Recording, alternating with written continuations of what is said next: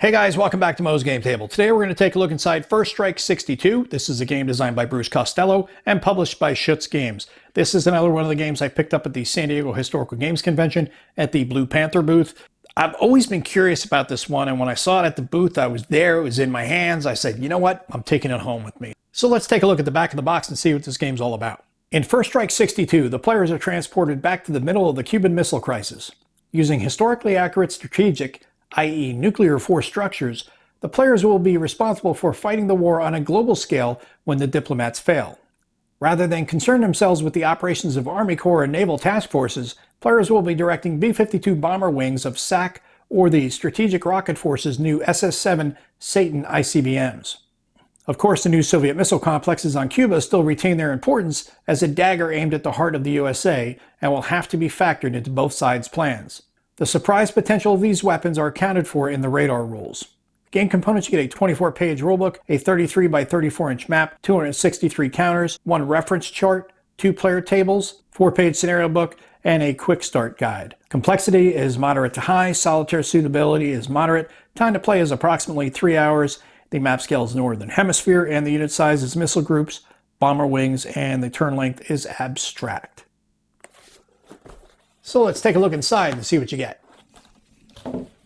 There we got our rule book, scenario book, quick start guide, our tables, and US and Soviet player aids, our counter sheets, and our map. So let's set up the map, take a closer look at the game. And here's a look at the map that comes with First Strike 62. The predominant area of the map is going to be North America over the polar cap into the Soviet Union.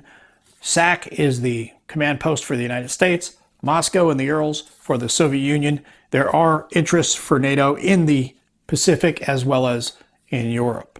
One of the things I'm noticing about the color palette, while it's attractive at first, the deeper you look at the map, the more you kind of have a little bit of a hard time reading the text easier, and especially at an angle. You're probably gonna have to look straight down on the map. So when you're playing at solitaire, it's something to bear in mind. Obviously, you're gonna know most of these geographical locations, but it would be easy to overlook something on a map like this, I think, when you're playing solitaire. Now we'll take a look at the player aid cards, starting off with the US player first. These are your operations plans. This is how you expend your CPs to do your plans. You have your attack options table, and on the back you have your attack options, Penkovsky variant, and U.S. emergency scramble table, as well as collapse computation and the national collapse table. And the Soviet player aid card gives you the same information presented slightly differently.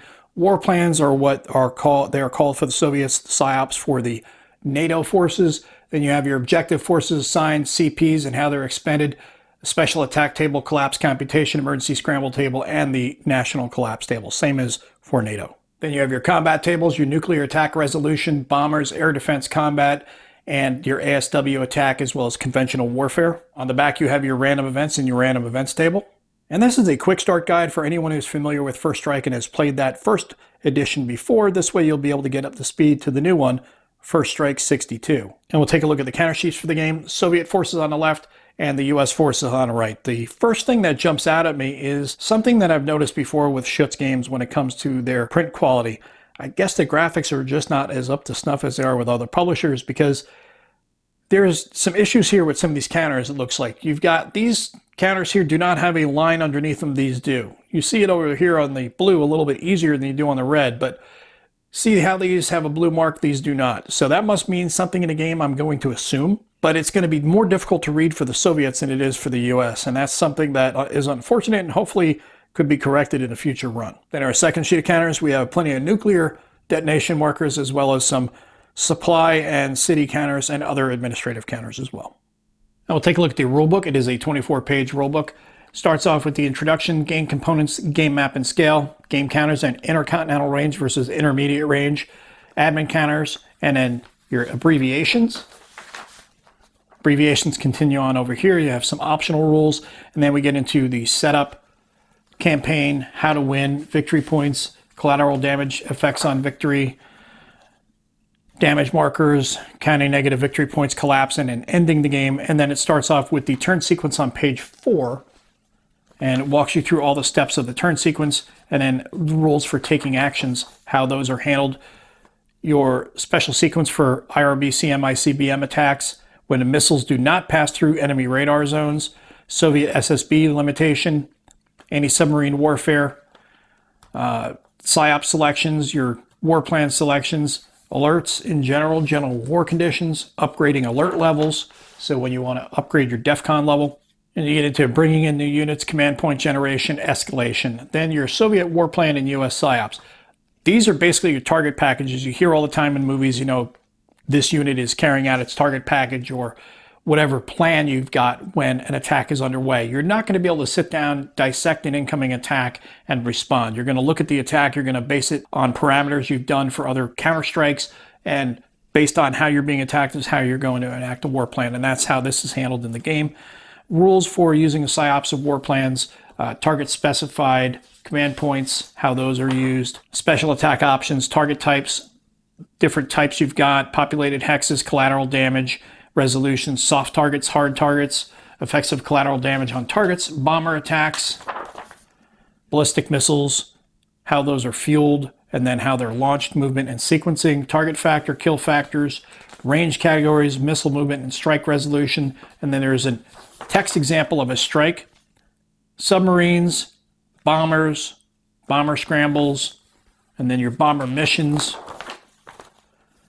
Hound Dog short-range missiles, air defense, bomber attack resolution, bomber automatically killing soft targets, bomber holding box, and then the bomber holding box attrition and fail-safe points. Then you have your bomber example of play, another text example. Everything's text, no graphic examples throughout this book.